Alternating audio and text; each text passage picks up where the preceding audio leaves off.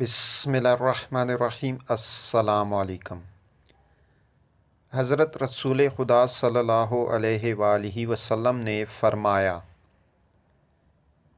نیک اور بلند مرتبہ لوگ اپنی بیویوں کی عزت کرتے ہیں اور پست ذہنیت اور نیچ لوگ ان کی توہین کرتے ہیں۔